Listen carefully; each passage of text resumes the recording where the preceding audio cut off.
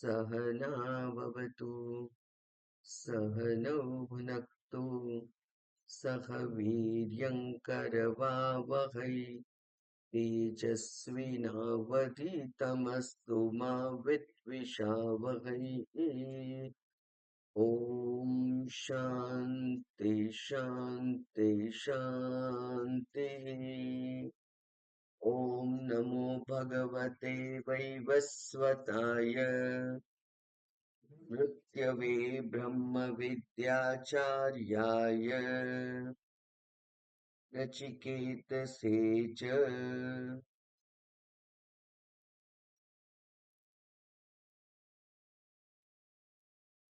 હમ.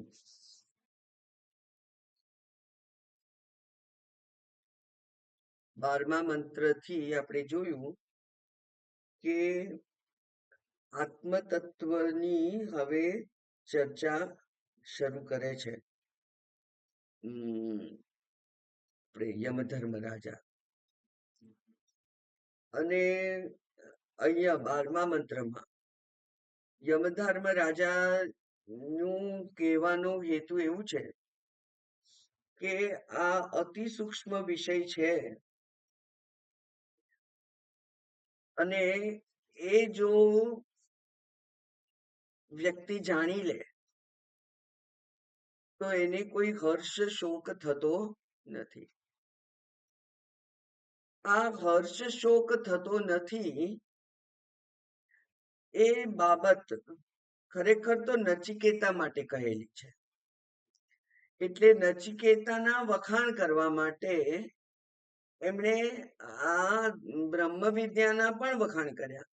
બ્રહ્મ વિદ્યાના વખાણ કરી અને નચિકેતાની પ્રશંસા કરે છે કે એ એવું તત્વ છે, એક સૂક્ષ્મ છે, એક ગુહ્ય છે, એ જલ્દી હાથમાં આવે એવું નથી. એ સનાતન તત્વ છે અને અધ્યાત્મ યોગેન અધિગમેન, અને એને અધ્યાત્મ યોગથી જો જાણીએ તો એ જણાય એવું છે. એટલે કે એ જાણવું અશક્ય નથી, જણાય એવું તો છે, પણ એના માટે જ્ઞાન યોગનું અનુષ્ઠાન કરવું પડે. જ્ઞાન યોગમાં પ્રવેશ થવો જોઈએ. કર્મયોગમાંથી જ્ઞાન યોગમાં પ્રવેશ થવો જોઈએ. સંસારમાંથી નિવૃત્તિ લઈ અને આ જે જ્ઞાન છે એ જ્ઞાન પ્રત્યે અભિરુચિ દાખવી અને એમાં નિષ્ઠા કેળવવા માટેનો પ્રયત્ન કરવો પડે તો એ જ્ઞાન પ્રાપ્ત થઈ શકે એમ છે. અને એટલે કહ્યું કે દૂરદર્શન, એ એના દર્શન કરવા એ સહેલું નથી. દુઃખે ન, એટલે કે અત્યંત પ્રયત્નથી એના દર્શન થઈ શકે, કારણ કે એ ગૂઢ તત્વ છે, રહસ્ય છે.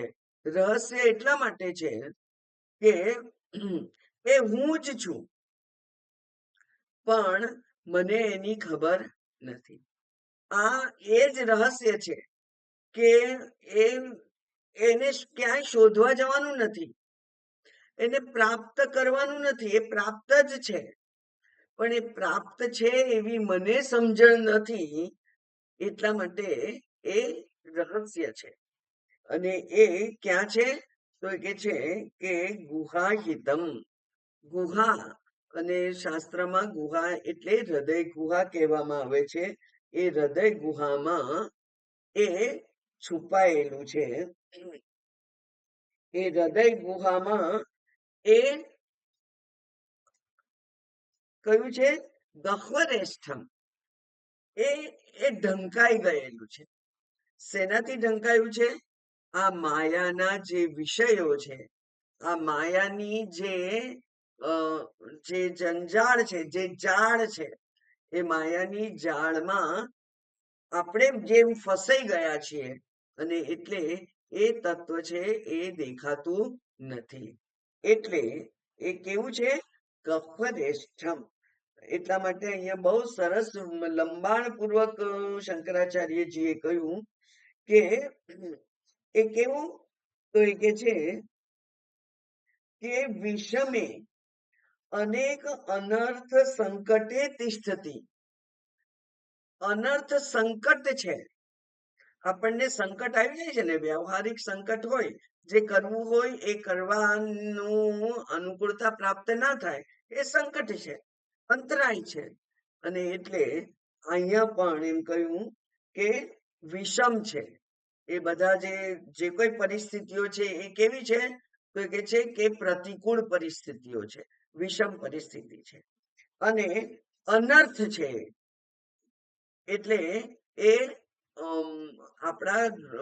આપણી જે ગતિ છે એને રૂંધનાર છે, એવી જે વસ્તુઓ છે. એટલે કે એ આત્મા એ નિત્ય તત્વ છે અને બાકીનું બધું અનિત્ય તત્વ એને ઘેરી વળેલું છે. એ અનિત્ય તત્વ જે ઘેરી વળેલું છે એ જ માયા છે, અને માયાથી જલ્દી છૂટાતું નથી. એટલા માટે અનર્થ છે. એટલા માટે કહ્યું કે અનેક અનર્થ.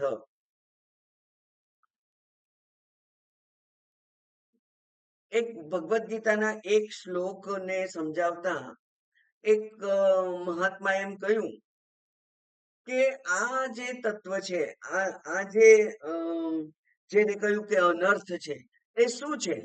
તો એમણે એમ કહ્યું કે આ જ્યારે શ્રવણ કરીએ છીએ ત્યારે તો સ્પષ્ટ સમજાય છે, પણ શ્રવણ કાળ પછી તરત જ વ્યવહાર કરવાનો છે ત્યારે આ અસત વ્યવહાર છે, એમાં મારે કઈ લેવા દેવા નથી એવું ભૂલાઈ જાય છે તરત જ. એટલે આ જે જ્ઞાન છે એ જ્ઞાનનું ને તરત જ આવૃત્ત કરી દે છે, એ છે માયા. તરત જ એને આવૃત્ત કરી દે છે. નહીં તો આપણને એમ થાય કે આપણે આટલી બધી વાર સાંભળ્યું અને હજુ કેમ નિશ્ચય ના થાય?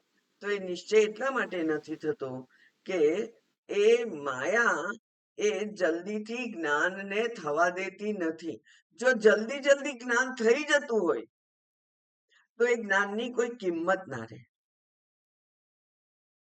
એટલા માટે માયા છે એ પોતાનો જે પકડ છે જીવ ઉપર એ છોડતી નથી. એને બહુ બળપૂર્વક, બહુ દ્રઢ નિશ્ચયપૂર્વક માયા ઉપર પગ મૂકી અને આપણે કૂદકો મારી દેવો પડે છે. અને એટલે ભગવાને એમ કહ્યું કે જે મને ભજે છે, જેના ઉપર હું પ્રસન્ન થઉં છું, એ જ માયાને તરી શકે છે. અને હું એટલે કોણ? ચૈતન્ય. જેના ઉપર આ ચૈતન્ય તત્વનો અનુગ્રહ થાય છે, એ અનુગ્રહ પ્રાપ્ત એવા જે સાધક છે એ આ માયાને તરી જઈ શકે છે. એટલે એ આત્મ તત્વનો અનુગ્રહ પ્રાપ્ત થવો જોઈએ. અને અનુગ્રહ ક્યારે પ્રાપ્ત થાય? દરેકને એક એક પોતાની પ્રતિષ્ઠા જોઈતી હોય છે, પોતાની પ્રતિષ્ઠા સ્થિર હોવી જોઈએ. એમાં આત્મ તત્વને પણ એની પ્રતિષ્ઠા સ્થિર હોવી જોઈએ. એને આપણે લાવીએ પાછા ભૂલી જઈએ, લાવીએ પાછા ભૂલી જઈએ તો એ જ રહેતું નથી. એટલે એ આત્મ તત્વ એના ઉપર જ આપણી દ્રઢ દ્રષ્ટિ સ્થિર હોય તો એનો અનુગ્રહ પ્રાપ્ત થાય છે. અને એટલે કહ્યું કે એ ગહ્વરેષ્ઠ. અને એટલા માટે આ કરવા માટેનું સાધનો કયા એની વાત આપણે ગઈ વખતે કરતા હતા.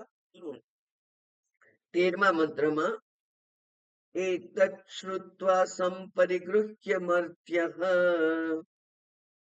પ્રવૃહ્ય ધર્મ્યમ અણુમેતમાપ્ય સમોદતે મોદનીયમ હિ લબ્ધ્વા વિવૃત સદ્મ નચિકેત સંમન્યે એતત શ્રુત્વા, એનું શ્રવણ કરવું પડે. શ્રુત્વા એટલે સાંભળીને. તો સાંભળવાનું એટલે સાંભળવાનું પૂરું થઈ ગયું? સાંભળવાનું પૂરું કદી થતું નથી. કારણ કે શાસ્ત્ર જ કહે છે કે જ્યાં સુધી નિશ્ચય ના થાય ત્યાં સુધી પૌનઃ પુનઃ શ્રવણમ કુર્યાત, એને શ્રવણ કર્યા જ કરવું પડે, કારણ કે હજુ નિશ્ચય થયો નથી. તો એ એતત શ્રુત્વા એટલે પહેલામાં પહેલું સાધન છે, એને એનું શ્રવણ કરવાનું. કેવી રીતે શ્રવણ કરવાનું છે? શાસ્ત્રના શબ્દોનું ગુરુ મુખે પ્રત્યક્ષ ઉપસ્થિત થઈ અને શ્રવણ કરવાનું છે. કારણ કે ગુરુ પાસે જવું અને એમની પાસે સમય પસાર કરવો એ એટલું જ અગત્યનું છે જેટલું આ શાસ્ત્રના શબ્દોને બુદ્ધિમાં ગ્રહણ કરવા અગત્યના છે. કારણ કે એ જે ગુરુ છે એને આચાર્ય કહેવાય છે. અને આચાર્ય એટલે જે શાસ્ત્રના જે મોતી છે, જે રત્નો છે એ વીણે છે. ચિનોતી એટલે એમાંથી પસંદ કરી અને જુદા પાડે છે. એવા એવા શાસ્ત્રના શબ્દોને, શાસ્ત્રના મંત્રોને એ પકડી અને પછી આ ચિનોતી શાસ્ત્રાર્થાન, શાસ્ત્રના અર્થને એ સમજે છે. અને પછી આચરયતી, બરાબર, આચરતી પોતે પોતાના આચરણમાં મૂકે છે. અને આચરયતી શિષ્યાંચ, અને શિષ્યો દ્વારા પણ એનું આચરણ કરાવે છે. એ આચાર્ય છે. એટલે ગુરુનું જીવન જોઈને જ અડધું તો શીખી જવાય છે. આ જે જ્ઞાન છે એ જ્ઞાનને પ્રાપ્ત કરવાનું અધિકારીત્વ તો ગુરુના આચરણનું અનુકરણ કરવાથી થઈ જાય છે.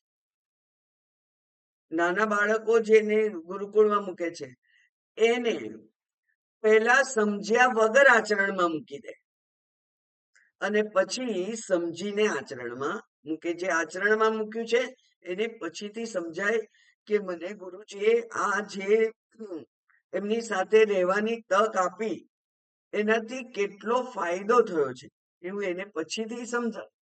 એટલે એક વખત સમજણ વગર પણ આચરણમાં મૂકી દેવાનું. એક મહાત્માએ બહુ સરસ કહ્યું. કોઈકે પ્રશ્ન પૂછ્યો કે આ હું જપ કરું, હવે જપ કરતી વખતે 100% એકાગ્રતા તો રહેતી જ નથી. મન જતું રહે છે, પાછું લાવવું પડે છે, જતું રહે છે, પાછું લાવવું પડે છે. એટલે મન બીજું કંઈક વિચારતું હોય અને જપ ચાલતો હોય, રામ રામ રામ રામ, બરાબર. તો એ જપ ચાલતો હોય, એ જપનો મને લાભ મળે? તો એમણે કહ્યું હા, મળે. જપ જપનું પુણ્ય આપે છે, જપ જપનો લાભ આપે જ છે. અને તમારું મન બીજે ક્યાંક જતું રહ્યું એ તમારા પોતાના હાથની વાત નથી. મન જવાના સ્વભાવ વાળું જ છે. એટલે જતું રહ્યું પણ એને પાછું લાવો. જતું રહે એને પાછું લાવો. એટલે મંત્ર એનું કામ કરે છે. જેમ કે ડોક્ટર દવા આપે, એ દવા આપણે ગળી જઈએ પછી એ દવા એનું કામ કરે છે કે નહીં, આપણે એની પર ધ્યાન નથી રાખવું પડતું. એ દવા એનું કામ કરે છે. એમ આ જપ વગેરે બધું જ. જપનો અર્થ થાય છે જકાર જન્મ વિચ્છેદ. જ છે એ જન્મ વિચ્છેદ કરે અને પકારો પુણ્ય પુણ્ય પુણ્ય આપ્ય. એ પ છે એ પુણ્ય કરાવે. એટલે જકારો જન્મ વિચ્છેદ, પકારો પાપ નાશન. પકારો પાપ નાશન એમ કરી અને જપ શબ્દ બનેલો છે. એટલે જ છે જન્મ વિચ્છેદ અને પકાર એ પુણ્ય નાશ કરે, પાપ નાશ કરે, એ જપ છે. એવી રીતે અહીંયા કહ્યું કે એને સમ્યક સારી રીતે શ્રવણ કરવાનું, અને સારી રીતે શ્રવણ કરવાનું એટલે એકાગ્રતા પૂર્વક શ્રવણ કરવાનું. હવે જ્યારે શ્રવણ કરીએ ત્યારે જ આ આત્માની વાત કરી કે એ આત્માને પ્રાપ્ત કરવાનો છે. હવે આત્માને પ્રાપ્ત કરવાનો છે ત્યારે એ કોઈ બાહ્ય વિષય તરીકે પ્રાપ્ત નથી કરવાનો. એટલે કે આત્માને પ્રમેય તરીકે સમજવાનો નથી. જે બહાર છે અને આપણે લાવવાનું છે. જે મારી પાસે નથી એ મારે પ્રાપ્ત કરવાનું છે એવું નથી. એટલે શ્રવણ, કારણ કે શાસ્ત્ર જ કે છે પૌનઃ પુનઃ શ્રવણમ કુર્યાત. કેમ? કારણ કે શ્રવણ કાળે એવ પ્રાપ્તિ, શ્રવણ કાળે જ પ્રાપ્તિ થાય. એટલે શ્રવણ કાળે જ જો એકાગ્ર મન હોય અને જો એ ઈશ્વરનો અનુગ્રહ હોય તો ત્યારે જ લાઈટ થાય કે હો એ તો હું જ છું. અને હું છું એવો જો ત્યારે નિશ્ચય થઈ ગયો પછી એ નિશ્ચય જતો નથી રહેતો. એટલે આપણે સાંભળીએ અને પછી ક્યારેક એ સમજાશે અને ત્યારે જ્ઞાન થશે એવું નથી. શ્રવણ કાળે એવ સાક્ષાત્કાર એમ કહ્યું તો એ ત્યારે થાય. એટલા માટે શ્રવણ કેવી રીતે કરવાનું છે? એકાગ્રતા પૂર્વક. અને એને આત્મ તત્વ નું હું મારી જ વાત સાંભળી રહ્યો છું, હું મારી જ આ જે કઈ વર્ણન થયું છે મારું જ છે, મારું જ સ્વરૂપ છે, એ રીતે એને સાંભળવાનું છે. એટલે એ સાંભળવા માટે શું હોય તો એ કે છે શ્રવણ કરવાનું. પછી સંપરિગૃહ્ય, ગૃહ્ય એટલે ગ્રહણ કરવાનું, પરી એટલે પરિતઃ, એને બરાબર જેટલું મળ્યું છે એ બધું ગ્રહણ કરવાનું, એમાંથી કશું છોડી દેવાનું નથી. અને સારી રીતે ગ્રહણ કરવું, એનો અર્થ એવો થયો કે એ મનન કરવાની વાત કરે છે. કોઈક જો શંકા રહી ગઈ હોય તો એનું મનન કરી અને એનો ઉકેલ આપણી બુદ્ધિને આપવો જોઈએ. એટલે મનન કરવાનું છે. સંશય નિવારણ થાય. અને સંશય નિવારણની સાથે વિપર્યય પણ શબ્દ છે. વિપર્યય એટલે વિરોધી બુદ્ધિ. એટલે અહમ દેહ એ વિરોધી બુદ્ધિ છે અને અહમ આત્મા એ શાસ્ત્રની સત્ય બુદ્ધિ છે. તો સત્ય બુદ્ધિને ધારણ કરવા માટે વિરોધી બુદ્ધિને આપણે ત્યાગ કરવો પડે. એટલે સંશય અને વિપર્યય એમ બે શબ્દો સાથે વપરાય છે. અને એ બે શબ્દો નું નિવારણ કરીએ આપણા માટે તો શાસ્ત્ર તો સ્પષ્ટ જ કે છે કે સર્વમ ખલુ ઇદમ બ્રહ્મ, આ બધું જ બ્રહ્મ છે. તો આ બધામાં હું આવું કે નહીં? આ તો સાવ સામાન્ય છે. બધાનું કલ્યાણ થાવ, પણ મારું કલ્યાણ ભગવાન મારું ખાસ ધ્યાન રાખજો એવું કહેવાનું હોતું નથી. સર્વે ભવંતુ સુખિનઃ, તો એમાં સર્વમાં હું આવી જાઉં. એવી રીતે સર્વમ ખલુ ઇદમ બ્રહ્મ, સર્વ બધું બ્રહ્મ જ છે. તો બધું બ્રહ્મ હોય અને હું જ એક બ્રહ્મ ના હોઉં એવું બને? એવું તો ના બને ને. અને એટલે એને હું રૂપે એને સમજીએ તો એ મનન અને વિપર્યય નો આપણે નિષેધ કરીએ તો પછી સત્ય બાકી રહે એ સમજાય. અને ત્યાર પછી કયું પ્રવૃહ્ય, એ જેની મેં હમણાં વાત કરી કે શ્રવણ કાળે તો આપણને બરાબર સમજાઈ જાય છે કે આટલા બધા ઉદાહરણો છે, આટલી બધા કથાનક છે, આટલા બધા સરસ સરસ સાવ સમજી શકાય એવા વ્યવહારુ શબ્દોથી જ્યારે શાસ્ત્ર અને ગુરુ એને સમજાવે છે અને એમ કહે છે કે આના સિવાય બીજું કોઈ સત્ય જ નથી.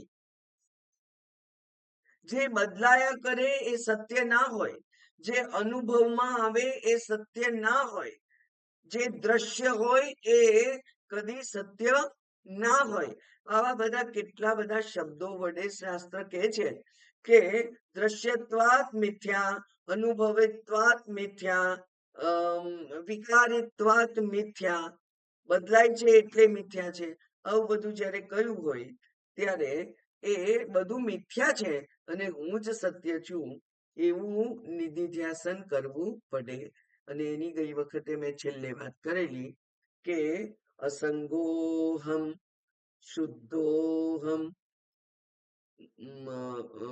પૂર્ણોહમ, સત્સ્વરૂપોહમ, એમ વારંવાર એ જે લક્ષણો બ્રહ્મના છે એ જ લક્ષણો મારા છે એવું મારી જાતને સાવ એકાગ્રતાથી આંખો બંધ કરીને પૂર્ણ એમાં ઇન્વોલ્વમેન્ટ હોય એવી રીતે આ શબ્દો બોલી અને જ્યારે અસંગોહમ હું કહું ત્યારે જ્યાં જ્યાં મારો સંગ થયેલો છે એ સંગ ઢીલો પડે.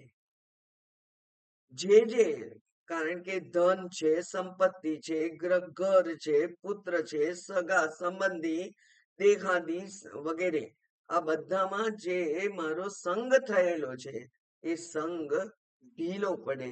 કારણ કે હું મારી જાતને વારંવાર કહું છું કે હું તો અસંગ છું. તો આ બધા સંગ જે છે, જે મને દેખાય છે, એ બધા જ ખાલી ભ્રમ છે. એમ જ્યારે મને સમજાય ત્યારે આ નિધિધ્યાસન એ પણ એક સાધન રૂપે, અંતિમ સાધન રૂપે વેદાંત શાસ્ત્રએ એનો ઉલ્લેખ કર્યો છે. અને એ આ બધું કેમ કરવું પડે તો એ કે છે ધર્મ્યમ અણુમેતમ આપ્ય. આ જે પ્રાપ્ત કરવાનો છે, જે પ્રાપ્ત છે એવું જાણવાનું છે, એ અણુ પ્રમાણનો છે. અણુ પ્રમાણ એટલે કે એ અતિ સૂક્ષ્મ છે. અણુ એટલે કે જેને જોવું અથવા જેને સમજવું અત્યંત કઠિન છે, એટલા માટે એને સૂક્ષ્મ કર્યું છે. અણુ એટલે આમ અણુ એની સાઈઝ બહુ નાની છે એવું નહીં, પણ એ જેમ સાવ નાનકડું બેક્ટેરિયા આપણા નરી આંખે દેખાતું નથી, એને જોવા માટે યંત્રો જોઈએ, એ જ પ્રમાણે એવો જ આ અણુ છે. કારણ કે આપણી પોતાની એક જન્મો જૂની ટેવ છે કે જેને શોધવાનું હોય એને બહાર જ શોધીએ. એટલે આપણે આ બહિર્મુખીતા જે છે એ બહિર્મુખીતાનો નિષેધ કરી અને અંતર્મુખી થવાનું છે. એટલા માટે એ અણુ છે, સૂક્ષ્મ છે. કારણ કે સામાન્ય રીતે જે વસ્તુઓ મેળવવા માટે જે પ્રયત્ન કરીએ એ પ્રયત્નથી આ વસ્તુ મળે એમ નથી. એટલા માટે એ અણુ છે અને એ ધર્મ્યમ છે. હવે ધર્મ્ય એટલે ધર્મથી પ્રાપ્ત થાય. અને ધર્મ એટલે શું? તો ધર્મ એટલે આગળ જે વેદ ના પૂર્વ ભાગ છે તે, એના વડે ધર્મ આચરણ વડે શુદ્ધ થયેલું અંતઃકરણ એ ધર્મ્ય. ધર્મના આચરણ વડે શુદ્ધ થયેલું જે અંતઃકરણ છે એ અંતઃકરણથી આ સૂક્ષ્મ તત્વની પ્રાપ્તિ થઈ શકે છે. એટલે એ એવો નાનો નથી. કારણ કે શાસ્ત્ર તો એના માટે ખરા શબ્દો વાપરે છે. એ કે છે કે અંતર બહિષ્ટ તત્સર્વમ, જે અંદર છે ને જે બહારે છે. હવે એક જ વસ્તુ અંદર ને બહાર બે જગ્યાએ કેવી રીતે હોય? એવી રીતે કે છે અણોરણિયાન મહતો મહિયાન, જે અણુ પણ છે અને મહાન પણ છે. એમ એક જગ્યાએ શાસ્ત્ર આ જે સૂક્ષ્મ આત્મ તત્વ છે એને કડવા માટે કોઈ એક શબ્દ પર્યાપ્ત થતો જ નથી એવું કહેવા માટે આપણને આપણી સામે એ વિરોધી શબ્દ રજૂ કરે છે. અને એ એટલે કે એ બેમાંથી એકેય નહીં. એવું સમજવાનું. સહસ્ર નામ છે, પણ સહસ્ર નામમાંથી એકેય નહીં એવું સમજીએ ત્યારે પછી આ તત્વની ની જે સૂક્ષ્મતા છે એનો અંદાજ આવે. અને આ જે પ્રાપ્ય એટલે કે એ પ્રાપ્ત કરીને શું સ્થિતિ થાય? આગળ કહ્યું તું કે શોક મોહ જહાતી, શોક અને મોહ હવે એને રહેતા નથી, એ છોડી દે છે, અથવા શોક અને મોહ એને છોડી દે છે. બરાબર? આપણે શોકને નથી છોડવો પડતો, શોક જ આપણો ત્યાગ કરે. એને થાય કે અહીંયા તો શોક જેવું કઈ છે નહીં, એટલે અહીંયા રહેવા જેવું નથી, આપણું કઈ માન છે નહીં, એટલે અહીં રહેવા જેવું નથી. તો શોક અને મોહ જેના તરફ આપણે બિલકુલ બેધ્યાન રહીએ એ કદી પછી ત્યાં રહે નહીં. એટલે શાસ્ત્ર આવા બધા જ ઉદાહરણો આપે છે ને. એટલે લગ્નમાં પેલો ગયો, બેમાંથી એકે પાર્ટી એમ ના કે હા હા હા અમારા પક્ષનો છે, તો પછી એવી સ્થિતિ ઊભી થાય એટલે એ જતો રહે, અદ્રશ્ય થઈ જાય કે હવે અહીંયા મારી બેમાંથી એકેયને જરૂર નથી, કિંમત નથી, તો એ રહેવાનો અર્થ નથી. એમ શોક અને મોહ એ બેને અહીંયા કઈ સ્થાન જ નથી, એટલે એને છોડી દે છે. એવી જ રીતે અહીંયા પણ સહ એટલે જેને પ્રાપ્ત કર્યું છે તે મોદ તે આનંદ કરે છે. ગઈકાલે આપણે જોયું હતું કે અહમન્ન મહામન્ન મહામન્ન મહામન્નાદ, અન્ન પણ હું ને અન્નાદ પણ, અન્ન આપનાર પણ હું, એ હું કેવી રીતે હોઉં? બસ એ જ આ તત્વ છે કે જે એકેય શબ્દથી પકડાતું નથી. એવું એ આનંદ કરે છે. અને કેમ આનંદ કરે છે? તો કે છે કે આનંદ કરવા યોગ્ય આનંદ સ્વરૂપ જ એને પ્રાપ્ત થઈ ગયું છે. એટલે મોદનિયમ, મોદન કરવું જ પડે, એટલે કે આનંદ કરવો જ પડે એવું તત્વ એને પ્રાપ્ત થયું છે, જે આનંદ સ્વરૂપ છે. એવું જે આનંદ સ્વરૂપ છે એ લબ્ધવા પ્રાપ્ત કરીને પછી એ આનંદ કરે છે, કારણ કે પછી પોતે કેવો છે? સચ્ચિદાનંદ સ્વરૂપ છે. હું તો સુખ સ્વરૂપ છું, એટલે કે પછી મારી પાસે કોઈ દુઃખ જેવું કઈ આવતું જ નથી. અને હવે તો નચિકેતા માટે આ જે યમરાજા છે એ કેટલું મોટું વિધાન કરે છે. એ કે છે કે નચિકેતસમ મન્યે, નચિકેતસમ એટલે નચિકેતા માટે, નચિકેતસમ એટલે નચિકેતા માટે. નચિકેતા એ કર્મ છે ને, નચિકેતા માટે શું છે? તો એ કે છે કે સદ્મ એટલે ભુવન, સ્વર્ગનું ભુવન અથવા સ્વરૂપ ભુવન. બરાબર? સ્વર્ગ ભુવન અથવા સ્વરૂપ ભુવન. અને એમાં આપણે જો તાળું માર્યું હોય દરવાજા પર, તો તાળું ખોલવા માટે ઊભું રહેવું પડે અને પછી અંદર અવાય. અહીંયા તાળું જ નથી મારેલું, દ્વાર ખુલ્લા છે. અપાવૃતમ, આવૃત નથી, એટલે કે દ્વાર બંધ નથી, હવે દ્વાર ખુલી ગયેલા છે એના. તો હવે નચિકેતા માટે તો આ જે આત્મ સ્વરૂપ છે, અથવા સ્વર્ગ કહીએ તો સ્વર્ગ છે, એના દ્વાર ખુલેલા છે. આપણે જઈને ટકટકાવાનું નથી, ખોલો હું આવ્યો છું, એવું નથી. દ્વાર ખુલ્લા છે, એટલે કે ભગવાને દ્વાર ખોલી નાખ્યા છે. હવે નચિકેતા અંદર જાય એટલી જ વાર છે, કારણ કે એ પૂરો અધિકારી છે. એટલા માટે કે છે એના માટે તો આ બ્રહ્માજીના અથવા બ્રહ્મના દ્વાર ખુલ્લા છે. એ પ્રવેશ જ્યારે ઈચ્છે ત્યારે કરી શકે એમ છે. આપણે કરી શકીએ એમ છે? આપણે નથી કરી શકીએ એમ હજુ. કેમ? કારણ કે અધિકારીત્વમાં કંઈક ખૂટે છે. એ અધિકારીત્વ જ્યારે પૂર્ણ થાય ત્યારે આ શોક અને મોહ કઈ રહેતું નથી. એટલે કે સ્વરૂપના દ્વાર ખુલેલા છે. સ્વરૂપમાં સ્થિતિ પ્રાપ્ત કરવા માટે હવે બધી જ તૈયારી છે જ. બસ આ જ છે. એને આપણે હવે જોઈએ, ભાષ્ય વાંચી લઈએ. એતદ એતદ એટલે આ એટલે શું? આત્મતત્વમ યત અહમ વક્ષ્યામિ. જે હું તને આત્મતત્વ વિશે કહેવાનો છું તે. વક્ષ્યામિ વક્ષ્યામિ એટલે માત્ર બ્રૂહી એવો અર્થ ના થાય એનો. હું તને સમજાવવાનો છું. વક્ષ્યામિ એટલે હું તને સમજાવવાનો છું. હું તને લંબાણપૂર્વક કહીશ, પ્રવચન કરીશ. એટલે કે હું તને લંબાણપૂર્વક, હું તને ઊંડાણથી, હું તને શીખવાડીશ, એવો એનો અર્થ થાય. I will teach you.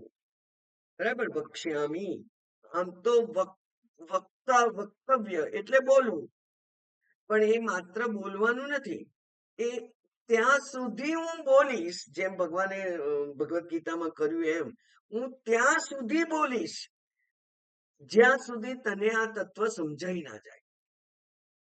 એટલે હું બોલવામાં કોઈ ન્યૂનતા રાખીશ નહીં, કોઈ કંજૂસાઈ નહીં કરું. જેટલા શબ્દો, જેટલા ઉદાહરણો ની જરૂર પડશે એ બધા જ વાપરી અને લંબાણપૂર્વક તને આ તત્વ સમજાવીશ. એ તત્વ, એતદ એટલે આ કયું? આત્મતત્વ. આત્મતત્વ કે જે હું તને શીખવાડવાનો છું તે તત.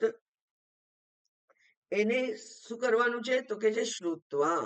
એના માટેનું પહેલું સાધન છે શ્રવણ, સાંભળીને. કેવી રીતે?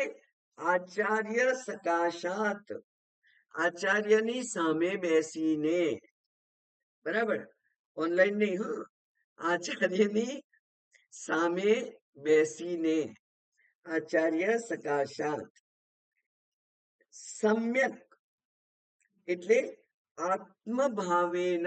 સમ્યક એટલે સારી રીતે. અને સારી રીતે એટલે કેવી રીતે? અહમ તત, હું જ એ છું, એવી રીતે સાંભળવાનું છે. કોઈક ભગવાન વિશે, કોઈક બ્રહ્મ વિશે વાત કરે છે, એ આવા હશે એવું નથી. અહમ તત, એ હું જ છું. આ મારી જ વાત ગુરુજી કરી રહ્યા છે. એવી રીતે. સમ્યક એટલે સારી રીતે. સમ્યક એટલે સારી રીતે એટલે જે રીતે એને સમજવાનું છે તે રીતે. એટલે આત્મભાવેન, એને હું જ છું એવા ભાવથી.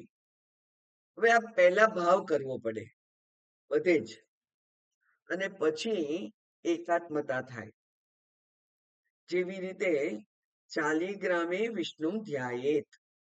શાલિગ્રામ છે એ વિષ્ણુ જ છે એવી ભાવના કરવાની.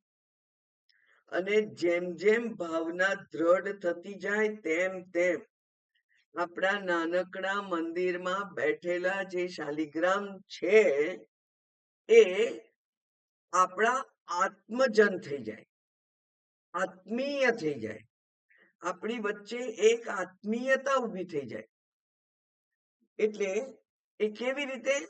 આત્મભાવેના. પહેલા ભાવના કરતા કરતા પછી આત્મીયતા થઈ જાય. અને એને પછી આપણે કોઈ રીતે નારાજ થઈ જાય એવું કંઈ કરીએ નહીં. અથવા એની પ્રસન્નતા માટે આપણે જે કંઈ કરી શકીએ બધું કરીએ આપણી સમજ પ્રમાણે. બરાબર. એટલે કે આપણે પેલા કૃષ્ણ ભગવાનની મૂર્તિ આપણા ત્યાં મૂકેલી છે, અને પછી આપણને ભાવના હોય કે સોનું જ સૌથી મોંઘું કહેવાય, એટલે મારા ભગવાનને હું સોનાના ઘરેણા પહેરાવું. પછી આપણી બુદ્ધિમાં આવે કે હીરો જોઈએ. વ્યવહારમાં તો બધું મોંઘું મોંઘું ખબર હોય છે ને. એટલે આપણે કહીએ કે ના ના, પહેલા મારે હીરો નથી પહેરવો, મારા ભગવાન માટે હીરાના ઘરેણા બનાવડાવું અને પછી મારે પૈસા હશે તો હું પહેરીશ, એવું.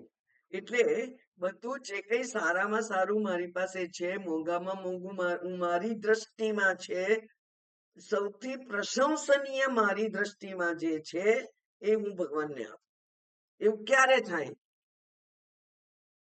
એનો આપણને આપણા પરિવારમાં સૌથી શ્રેષ્ઠ તરીકે સ્વીકાર થયો હોય ત્યારે એવું થાય ને. જેમ દરેક માં શું નક્કી કરે?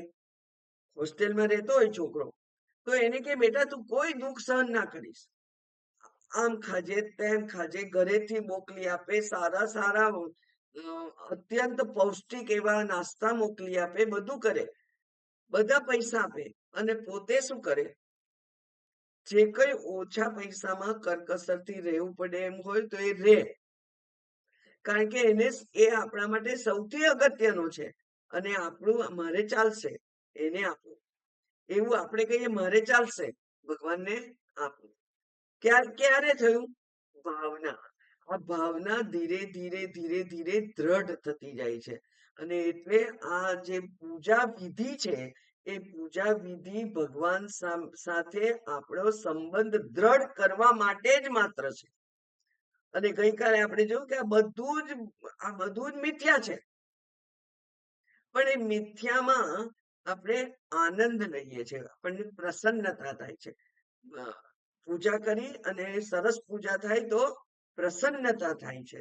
એ પ્રસન્નતા, આ મનમાં જે પ્રસન્નતા થાય છે એ પ્રસન્નતા દ્વારા જ જે કલુષ છે, જે કાળાશ છે મનની, એ જતી રહે, ધીરે ધીરે એ ઓછી થાય. એમ કે છે આત્મભાવેન. અને પછી શું કરવાનું છે?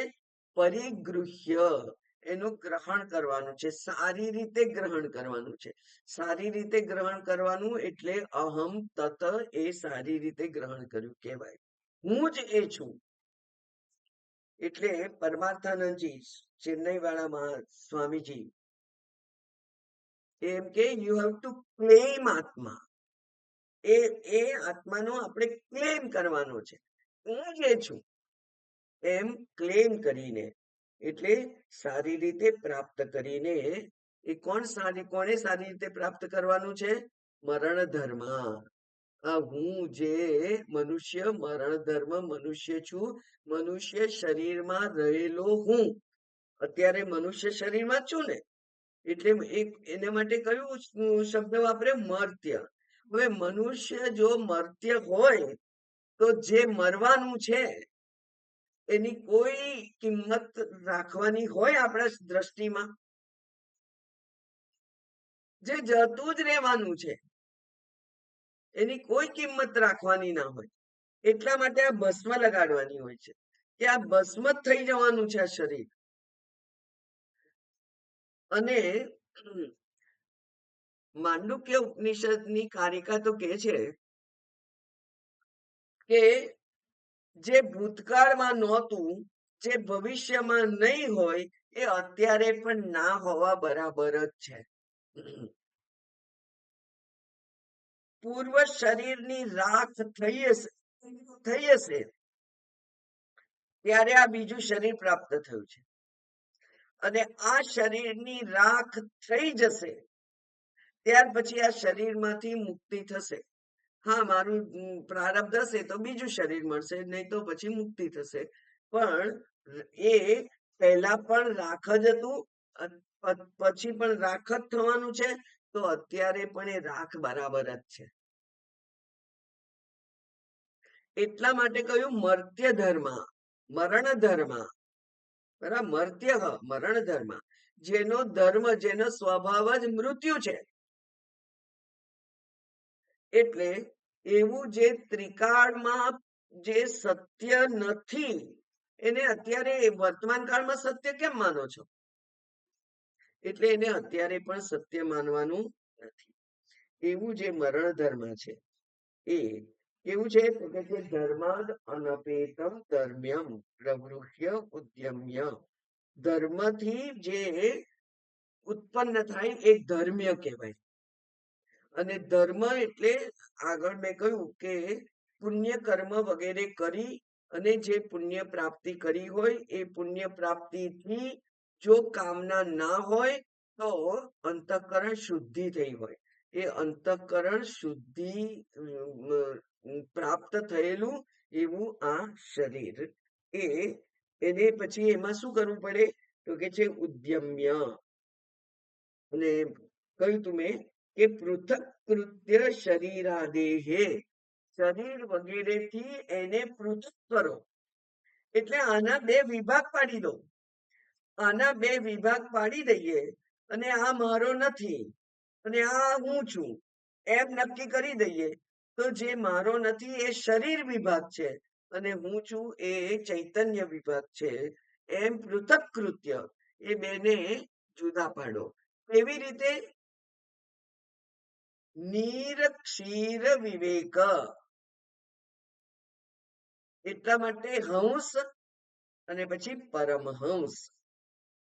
માત્ર હંસમાં જ એ વિવેક છે.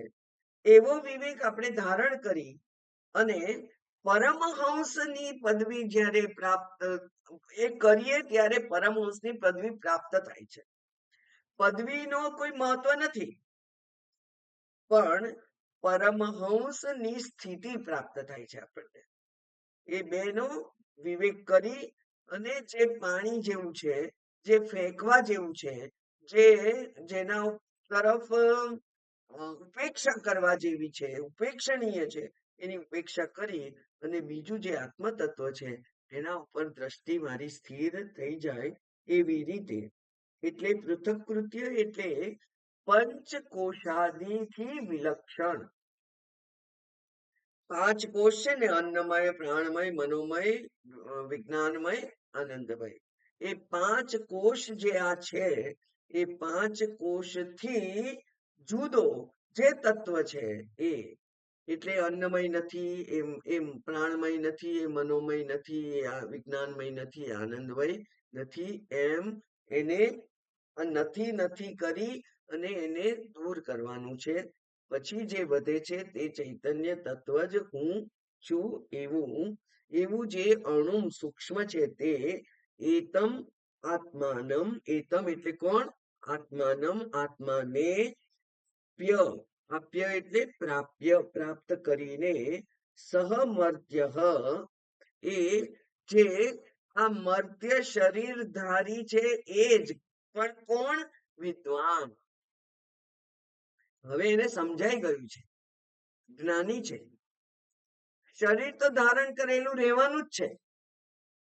જ્યાં સુધી પ્રારબ્ધ ક્ષય ના થાય ત્યાં સુધી શરીર રહેવાનું છે, પણ એને સમજી લીધું છે. એવો જે વિદ્વાન છે તે મોદતે, એ આનંદ કરે છે. શેના માટે આનંદ કરે છે? જે આનંદ કરવા યોગ્ય છે એને પ્રાપ્ત કરીને એ આનંદ કરે છે. એટલે મોદનીયમ એટલે હર્ષણીયમ, જે હર્ષ ઉત્પન્ન કરે, હર્ષ પેદા કરે આપણામાં કે હા મને પ્રાપ્ત થઈ ગયું, વાહ, એવું કેવું તૈતરીય ઉપનિષદમાં હા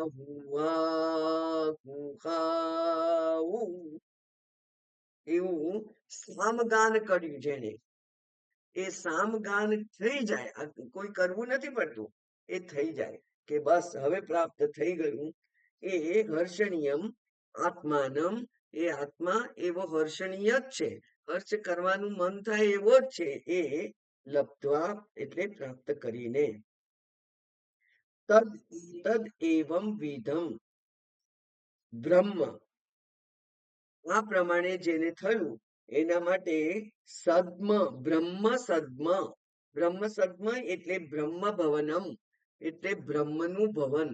અને આ બ્રહ્મ એટલે બ્રહ્માજી કહીએ તો બ્રહ્મલોકનું ભવન, અને બ્રહ્મ એટલે સ્વરૂપ જ ગણીએ તો આ સ્વરૂપ વાળું જે ભવન છે તે.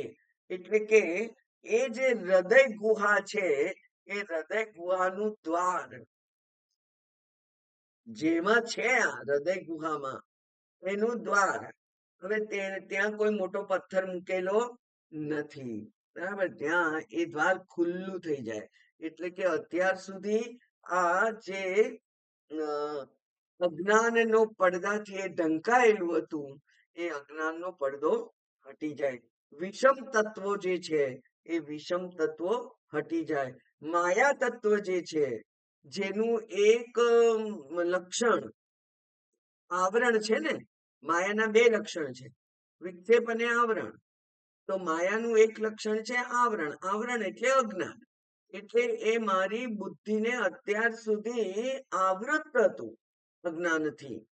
એ બુદ્ધિ ગુફાનું દ્વાર અત્યાર સુધી અજ્ઞાનના પડદાથી બંધ હતું. હવે જ્ઞાન થયું એટલે અજ્ઞાનનો પડદો હટી ગયો અને હવે એ બુદ્ધિ ગુહાનું દ્વાર ખુલી ગયું. તો એ દ્વાર ગણીએ તો એ દ્વાર ખરેખર એ જ દ્વારની વાત કરે છે. આ શાસ્ત્ર હવે તો વેદાંત શાસ્ત્ર છે. અત્યારે હવે ઉપાસનાની વાત થતી નથી. કારણ કે શ્રવણ, મનન અને નિધિધ્યાસન એ ત્રણ સાધનો કોના માટે છે? વેદાંત અધિકારી માટે છે, વેદાંતના સાધક માટે છે. એટલે એ સદ્મ એટલે ભવનમ નચિકેતમ કેતસમ ત્વામ પ્રતિ અપાવૃત દ્વારમ. તારા માટે આ દ્વાર ખુલી ગયેલું છે, અપાવૃતમ દ્વારમ. અને એને વિવૃતમ અભિમુખીભૂતમ મન્યે, હું તને એના તરફ ઊભો રહેલો જોઉં છું. એટલે કે તારું મોઢું કોના તરફ છે? પેલું ખોલેલું દ્વાર છે એ તરફ. હવે ખાલી માત્ર બે પગલા જ લેવાના બાકી છે અને એ પેલો જે ઉમરો છે એ ઓળંગાઈ જશે. એટલે તું એને સામે ઉભેલો છે એવું હું જોઉં છું, નચિકેતા કે છે. જે બ્રહ્મનું દ્વાર ખુલેલું છે, એ ખુલેલા દ્વારની સામે મોઢું કરીને અભિમુખ થઈને તું ઊભો છે. એટલે કે હવે માત્ર તારે એમાં પ્રવેશ કરવાનો જ બાકી છે. તારા માટે દ્વાર ખુલી ગયેલું છે. એટલે કે તું એવો ઉત્તમ અધિકારી છે. અભિમુખી ભૂતમ એટલે ઉત્તમ અધિકારી. કારણ કે એના તરફ જ મોઢું કરી અને જે ઉભો રહેલો છે તે.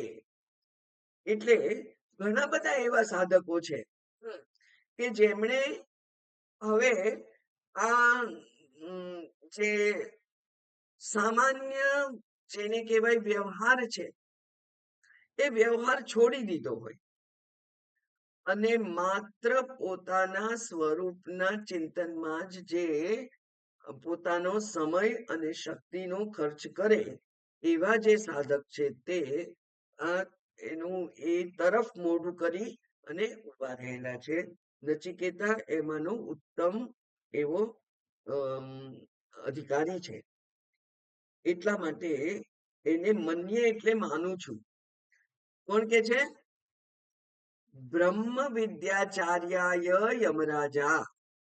બ્રહ્મ વિદ્યાના આચાર્ય, જ્યારે આપણા આચાર્ય આપણા વખાણ કરે તો કેવો આનંદ થાય કે હા, હવે તો હાથ વેતમાં છે એમ થઈ જાય. એમ આચાર્ય એના વખાણ કરે છે. એટલે કે આ બધાનો અર્થ શું થયો?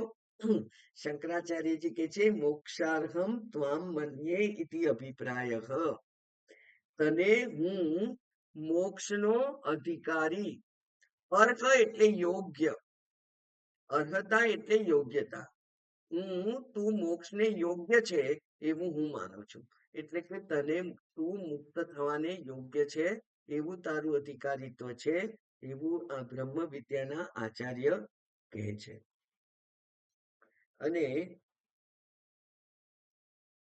નચિકેતાને હવે એમ થાય છે કે મારા બહુ વખાણ મેં સાંભળ્યા ગુરુજી, પણ મારે જે સાંભળવું છે એ તમે કોને? હવે એની ધીરજનો હવે અંત આવી ગયો. એટલે આગળ ત્રીજા વરદાન રૂપે એણે 20મા મંત્રમાં કહ્યું તું, પહેલી વલ્લીનો 20મો જે મંત્ર છે તેમાં એણે કહ્યું હતું કે મારે ત્રીજું, કારણ કે તૃતીયમ વરમ નચિકેતો વૃણીશ્વ, એવું જ્યારે યમરાજાએ કહ્યું ત્યારે એણે કહ્યું કે યેયમ પ્રેતે વિચિકિત્સા મનુષ્ય અસ્તિ એકે નાયમસ્તિ ચૈકે એતદ વિદ્યામ શિષ્ટસ્ત્વયા અહમ. તમારા દ્વારા મને આ વિદ્યા શીખવાડવામાં આવે. કઈ વિદ્યા શીખવાડવામાં આવે? જેના વિશે બે મત છે સમાજમાં, સાંભળેલા છે મેં. કેટલાક કહે છે કે આત્મા જતો રહે છે અને કેટલાક કહે છે કે નથી જતો. તો એની જે વિચિકિત્સા એટલે બે મત, સંશય, બરાબર, બે અભિપ્રાય છે. તો બે અભિપ્રાય છે. કેટલાક કે છે કે આત્મા જતો રહે છે, કેટલાક કે છે આત્મા જતો નથી. તો પછી ક્યારે મનુષ્ય પ્રેતે, મનુષ્યનું જ્યારે મૃત્યુ થાય ત્યારે કંઈક જતું રહે છે અને કંઈક રહે છે, એવું જે સામાન્ય રીતે માને છે લોકો. એમાં કેટલાક કે છે આત્મા જતો રહે છે, કેટલાક કે છે કશું જતું નથી. તો મારે એ વિદ્યા તમારા પાસેથી જાણવી છે. એવું તે વખતે આત્મા વિશે મને કઈ જ ખબર નથી એવું એમણે કહેલું. બરાબર, મને કઈ આત્મા અને શરીરથી બીજું કંઈક હોય ને એવું બધું કઈ ખબર નથી, એટલે તમે એ મને શીખવાડો. તો એ મને જે ખબર નથી એવું કહ્યું, એનો અર્થ એવો થયો કે આત્મા એ શું છે એનું પરોક્ષ જ્ઞાન પણ મને નથી. એવું કહ્યું તું એને. એટલે કે ત્યાં જે ત્વમ પદ છે શાસ્ત્રમાં કહેલું, કારણ કે એ પણ ત્વમ પદ છે ને. મનુષ્યનું મૃત્યુ થાય ત્યારે, મનુષ્ય એટલે આ જે એક એન્ટિટી, આ એક જે વ્યક્તિત્વ છે તે, અને એ વ્યક્તિત્વમાં ત્વમ પદમાં થોડુંક છે એ મર્ત્ય છે, થોડુંક છે એ જન્મ થયેલો છે, નાશ પામવા વાળું છે, થોડુંક જે કંઈ છે એ બદલાવાના સ્વભાવ વાળું છે, થોડુંક જે કંઈ છે એ કેવું છે, દ્રશ્ય છે, દેખાય છે. પણ એવું એક કંઈક વસ્તુ છે આમાં કે જે દેખાતી નથી પણ છે ખરી, અને એ ના હોય તો આ દેખાવાનું પણ કોઈને ગમે નહીં, એમ કે કાઢો. એ જે વસ્તુ છે તે, એટલે ત્યારે ત્વમ પદ વિશેનું પોતાનું જે અજ્ઞાન હતું, એટલે કે પોતાને જે કંઈ સ્પષ્ટતા નહોતી એનું વિશે પ્રશ્ન કરેલો. અને હવે અહીંયા તો આ યમધર્મરાજાએ ઘણા બધા એ બ્રહ્મ તત્વનું વર્ણન કર્યું આગળ છેલ્લા 3-4 મંત્રોમાં. એટલે એને ખબર પડી ગઈ છે, અને એટલે હવે બ્રહ્મ, એ બ્રહ્મ શું છે, જે અણુ છે, સૂક્ષ્મ છે, આવો છે, તેવો છે, જે ધર્મરાજાએ કહ્યું એ કેવો છે એવું જાણવા માટેનો પ્રશ્ન હવે પૂછે છે કે હવે મારા વખાણ બહુ થયા ગુરુજી, હવે મારે જે જાણવું છે, મેં પૂછ્યું તું એ તમે મને કહો. શું છે? અન્યત્ર ધર્માત અન્યત્રાધર્માત અન્યત્રાસ્માત કૃતાત અન્યત્ર ભૂતાચ્ચ ભવ્યાચ યત્ પશ્યસી તદ્વદ. નચિકેતાને પણ વ્યવહાર બહુ સરસ આવડે છે. યમધર્મ રાજાએ કહ્યું કે તું તો ઉત્તમ શિષ્ય છે, ઉત્તમ અધિકારી છે, તારા માટે બ્રહ્મ સદનના દ્વાર ખુલ્લા છે, અને તું એની સામે મોઢું કરીને ઊભો રહેલો છે. હવે માત્ર 1-2 ડગલા ભરે એટલે અંદર પહોંચી જઈશ, એવો અધિકારી તું છે, એવું જ્યારે વખાણ કર્યા ત્યારે નચિકેતા પણ પોતાના ગુરુજીની જે સ્થિતિ છે, યોગ્ય એવા શબ્દો વડે એ પોતાના ગુરુજીના પણ વખાણ કરે છે, પ્રશંસા કરે છે. એ કે છે કે યત જે વસ્તુ, જે વિષય, જે તત્વ, યત એ કયું છે? તત. એ તે, એ જે તે છે, એ એટલે એ તત્વ, તત્વ પશ્યસી, તમે તો જુઓ જ છો. તમારા માટે એ કોઈ દૂર રહેલો કોઈ પદાર્થ નથી, પ્રત્યક્ષ છે તમારા માટે. તમે જે યત તત પશ્યસી, તમે એને જેવી રીતે આંખથી આમળું દેખાય, હાથમાં રહેલું આમળું, એટલા સ્પષ્ટતાથી તમે તમારા પોતાના ચૈતન્ય આત્માને જોઈ શકો છો. એવા હે ગુરુજી, તમને જે દેખાય છે તદ્વદ તે મને કહો. એનો અર્થ કે તમે તો જ્ઞાની છો જ. આત્મા, આત્મ તત્વ જે અત્યંત સ્પષ્ટતાથી તમે જોઈ શકો છો, એના વિશે હવે મને કહો. એટલે તમે જુઓ છો, તમે જ્ઞાની છો, એવું આ નચિકેતાએ ગુરુજીને કહી દીધું કે તમને તો આવડે જ છે, તમને તો એ પ્રાપ્ત જ છે. અને જે પ્રાપ્ત હોય, મારું પોતાનું હોય, એનું વર્ણન કરવાનું, એને બીજાને શીખવાડવાનું કેટલું બધું સહેલું હોય. હવે મારે પણ કલ્પના કરવાની હોય, અને એ કલ્પનાના આધારે હું શબ્દો બોલું અને એ વસ્તુ મારે તમને બતાવવાની હોય, તો મેં જે જોઈ નથી એ તમને બરાબર હું બતાવી શકું નહીં. એટલે મેં તમને ફરી યાદ કરાવું કે પેલા વિવેકાનંદે રામકૃષ્ણ પરમહંસને પૂછેલું કે તમે ભગવાન જોયા છે? રામકૃષ્ણ પરમહંસ કે છે, હા મેં જોયા છે. અને તમે મને બતાવી શકશો? એ કે છે, હા હું તને બતાવી શકીશ. તો હું અહીંયા રહું, તો હું તમારો શિષ્ય, નહીં તો નહીં. એમ અહીંયા કોણ છે? તો એ કે છે કે બ્રહ્મનિષ્ઠ આચાર્ય છે આ.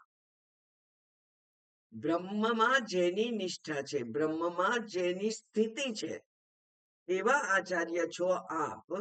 એટલે બ્રહ્મનિષ્ઠ આચાર્ય, આપે જે જોયું છે, આપ જે છો તે મને કહો.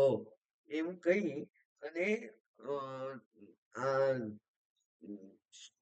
નચિકેતા યમધર્મ રાજાની પ્રશંસા કરે છે. અને આ મંત્રને આપણે આવતીકાલે ઊંડાણથી જોઈશું.